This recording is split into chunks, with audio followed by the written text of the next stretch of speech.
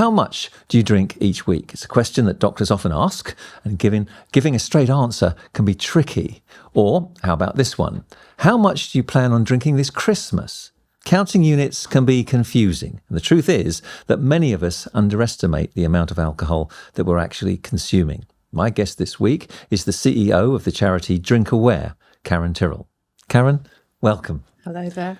Christmas is a time when people start thinking about buying up loads of booze to be prepared for the Christmas celebrations. And of course, there's Christmas parties in the office and socials, and people drink a lot more. So what are the stats? How bad has it become? Well, it's definitely something that it's worth everyone keeping an eye on. And our recent research is showing that about 2/3 of people who drink are expecting to drink more over the Christmas period than they would the rest of the year. And what we would be saying to people is have a think in advance and plan out your Christmas week. So have some days in the week where you're choosing not to drink at all. And if you're thinking of hosting a party, by all means, go out and buy the booze, but also think about bringing some non-alcoholic or zero alcohol products into the home. It's great to offer your guests more choice, and maybe it might be that this time of year is a time to try something new. You could try a zero alcohol mulled wine, for example. So one or two new ways of coming at the festive season. I've talked about that with some of my previous guests, that non-alcohol beers and drinks are getting much, much better. So things like gin, things like beer, very palatable, and sometimes you wouldn't know the difference. Absolutely. There's lots of really lovely products available now. There's certainly the beers and the lagers. There's lots and lots of choice out there. You often can find things on tap as well. So things like Guinness Zero, Heineken Zero. So there's lots of choice when you're out and about, and there's lots of choice in the supermarket as well. So we would certainly say, if you're trying to be a great host, have lots of choice for your guests. Well, there are plenty out there of alternatives out there. I know because I've tried many, and they are very good indeed. Now, there are a few office parties where there will be no alcohol served at all. 20%, I believe, in your survey of office parties won't be serving alcohol, which protects their staff, presumably, from all sorts of, damaging side effects. But most will, 80% will. And people will be going to parties, people will be socialising, people are expecting to drink more. And as you say, it is difficult to count up the units. And people don't really understand what a unit is still, do they? I think it is really hard for people to understand what a unit is because, of course, different drinks have different numbers of units in them. There's a different strength, whether it's wine or whiskey or beer. They've all got a different percentage of alcohol in them. So it makes it really hard to understand how many units is in anything. So what the Chief Medical Officer recommends is that we aim, if we want to keep our risks around our health at a lower level, to have no more than 14 units a week, which should be spread over the week. So not in a day, but spread evenly across the week with several days in the week where you don't drink at all. It's really important to remember if you're pregnant or thinking of becoming pregnant, don't drink and have one of those low alcohol, zero alcohol options. No such thing as a safe amount of drinking in pregnancy. Absolutely. Just to keep away from it. It's far safer for everybody. But what we would also say is keep an eye on how much you're drinking. So check your drinking every now and then. We've got a calculator that you can use on our website, and actually quite a lot of products these days will show you on the packet or on the bottle or on the can how many units is in what you're consuming, and you can keep a bit of a running total that way as well. We're talking about 14 units per week. What does that equate to in terms of wine or beer? So it would be about 6 standard glasses of wine. If it's a large glass of wine that you're drinking, it's probably only 2. It depends on the size of the glass and how strong the wine is. So 6 glasses of wine or 6 pints of beer across the course of the whole week. So about a whole bottle of wine would be about 10 and a half units. So, and if you think about what you might get through on Christmas Day, it can feel a little bit easier to do that than it might do the rest of the year. So again, we would be saying, think about the times when you're really savouring and enjoying that drink, and are the times when actually you don't need that extra little drink at the end of the evening. You could swap out for something else, perhaps. You mentioned wine and different concentrations. There's no doubt that the strength of wine has increased over the years. I think it's certainly been the case that the market has moved in a particular direction over time, and there's lots of reasons for that. But there is a bit of, I guess, opportunity for the wine industry to go back in the opposite direction as well. And certainly the wine industry is looking at trying to catch up, I guess, in terms of lower strength wine or indeed zero alcohol wine as well. It is an area where there's an opportunity to innovate. There's still work to be done for the wine industry there, but there's some promising things, particularly things like Prosecco. There are certain products out there that are pretty decent already. Yeah. Well, we've talked about how difficult it can be for people to tot up how much they're drinking, even if they keep a diary. How many units? What does that equate to? But you've got a Drinkaware drink checker where people can spend 3 minutes, just 3 minutes online, and this helps them to work it all out. Absolutely. So the great thing about our little check is, as you said, it doesn't take any time at all. You can quickly look and see whether your drinking is at slightly more increased risk than the general population. So about 80% of people in the UK drink, and of those people, 4 out of 5 people are drinking below the Chief Medical Officer's guidelines, so at that low risk level. About 1 in 5, which is about 8 million people, are drinking at the increased risk level. And so it'd be for that group of people who are drinking more than 14 units a week. On a normal week, we'd be saying there's some hints and tips, some straightforward things you can do to just bring the number of units down by a few and get yourself back to that slightly lower risk level.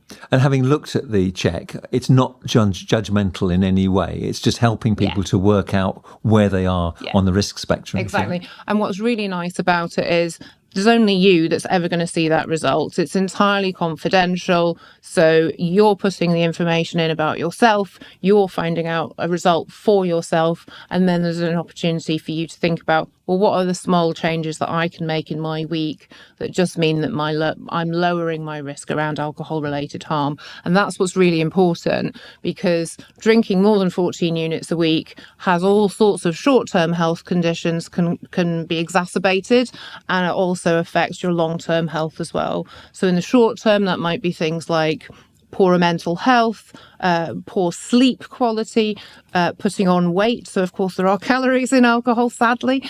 But also in the longer term, you can have increased issues around heart issues. And alcohol is, of course, related to 7 types of cancer as well. So the long-term health risks are something to really be thinking about when you're thinking about what you're doing in the short term too. Yep. And I recently read that in the UK, middle-class women are probably binge drinking more than any other group in the world. Yeah. But that's quite a frightening piece of data, isn't it? It is. And I think it's about us as a society thinking about, well, what kind of relationship do we actually want to have with alcohol? What kind of conversations should we be having about alcohol? How open and transparent and trusting should we be with our friends and family? If we are thinking, actually, I'm slightly worried that I'm tipping into drinking more than I should, or if you know of someone in your family or your social circle and you're worried about that other person, should we be having a conversation about it? Should we be talking about it? Our stats say about 1 in 3 people know of someone and they're worried about their drinking. And what we would be saying is, let's see if we can start talking about this a bit more openly as a society, and let's think about what's going on in our relationship with alcohol, because the more open and straightforward we can be to destigmatize, to not judge, to not be thinking the wrong thing about what's going on for somebody, the better. And I would equate it to we at Drinkaware would really like to see a similar shift than we've seen around mental health, which there was a time not that long ago where people would not talk openly about depression or anxiety.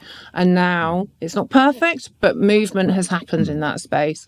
And actually, we can move a hell of a lot further forwards around open conversations about alcohol and the part it plays in your life. Yeah, no, and we need to stress, don't we, that this checker is not for people who are already dependent on alcohol, that they need specialist help. But this is for the general public who just want to take stock of where they are and their relationship to alcohol. Now, a conversation I often hear on the train, on the bus, wherever, is, oh, I don't drink that much, but I do like to go and have a skinful at Saturday night. And what is binge drinking? Define that for us, because people, I don't think, understand that binge drinking can be as harmful in a different way as constant drinking. Absolutely, it can. And you're right. I don't think people have really any concept that it can be quite damaging to your health, but it can. So binge drinking is drinking for a concentrated period of time over one session, one evening, perhaps one afternoon. And for a man, that would equate to about 8 units in one go. And for a woman, because women, our BMIs are different and our body mass is different, it's 6 units. So 6 units for a woman is 2 large glasses of wine, okay? So it's a relatively smaller amount in one setting than people often imagine it to be to constitute technically a binge drinking moment in your week. So it is very important that people do what they can to cut back. So if you're thinking about going out for a night out, particularly over the Christmas holiday period, we know that there are more unexpected moments to socialise with friends and family. And of course, we want to go out and socialise and have an amazing time. But maybe start your evening with a 0 alcohol product, maybe end your evening with one as well, and maybe pop one in the middle, so that you're just having a fewer units in that particular outing than you might have done in other times. Yeah. Which brings us on to this new phrase that people are talking about called zebra striping. You've mentioned it already, drinking a non-alcoholic drink alternately with an alcoholic drink. Absolutely. So it's a really new trend. So if you want to be on trend, it's definitely one to try out. So it's starting your evening perhaps with a 0 alcohol beer, then going on to a normal strength beer, and so on through the course of the evening. And the media have dubbed it zebra striping, and it sounds very cool and trendy. And it's definitely a nice way to spend more time out in a pub with your friends and family and stretch your evening out. Yeah, I mean, this all sounds so much more sensible than the old mantras, which were line your stomach before you go out, have something to eat to absorb the alcohol. Actually, you're still consuming enormous amounts if you do that. All that is doing is mitigating the effects, but the overall consumption is the same. It's doing the harm. Absolutely. And of course, that advice on Christmas Day is probably going to be happening. You probably have lined your stomach, because if there's one thing we know about Christmas Day is there's quite a lot of food involved. So having those options in your house for Christmas Day of a 0 alcohol. So you might have a 0 alcohol Prosecco before dinner, for example, rather than something else. That's the sort of thing we would be suggesting that people do, just to kind of keep an eye on the total number of units, because quite a lot of people know in advance that they're going to drink more than they might do the rest of the year at Christmas. And so we would be saying, have a little bit more of a plan. So, if you know you've got your whole Christmas week, pick some days in the week where you're not going to drink at all. Perhaps if you're going to a friend or family to their party, you could take some 0 alcohol things with you, and just make sure that there's plenty of options for people. Yeah. Now, Drinkaware have conducted their survey into people's drinking behaviour over Christmas, and it revealed some really interesting facts, didn't it? What was the sort of standout facts for you? So there's a few. One was, 20% of Christmas parties don't involve alcohol, which is an interesting trend that's growing. And there's a lot more opportunity to socialise now without alcohol involved. So there's occasions, there's darts, there's bowling, there's all sorts of things that people are doing on their Christmas works do these days. So that's great to see. I was also a bit surprised to see, I think it was 2 out of 5 people expect to drink more than 10 units on Christmas Day. So that is quite a lot. So that's about the equivalent of a bottle of wine. And so it's just about people having a bit more of a plan, thinking ahead, and trying to keep a lid on it as best we can, while still having a lovely time and socialising and enjoying the time that we spend with our families. And was there a big difference in the age groups involved? So we've certainly found that younger adults are more likely to say that they're going to drink more than they do normally. So about 75% of 18 to 34-year-olds were in that category of expecting to drink more over the Christmas week. And then, of course, conversely, lots of people are planning to really cut back in January. And I guess what we would be saying is keep an eye on how much you're drinking in December and in January. We should be trying to have a sort of drinking at a lower level over Christmas, and by all means go on that health kick in January too. Do you think that industry is doing enough to warn people of the dangers? I mean, there is labelling on most bottles these days. There is always more that we can be doing to communicate around alcohol risks and harms. We know from Drinkaware's point of view that not enough people understand the Chief Medical Officer's guidelines, that it's 14 units a week. Whether you're a man or a woman, it's still 14 units. It should be spread evenly across the week. People don't necessarily think about it in that way. So there's lots more we could be doing to communicate about it.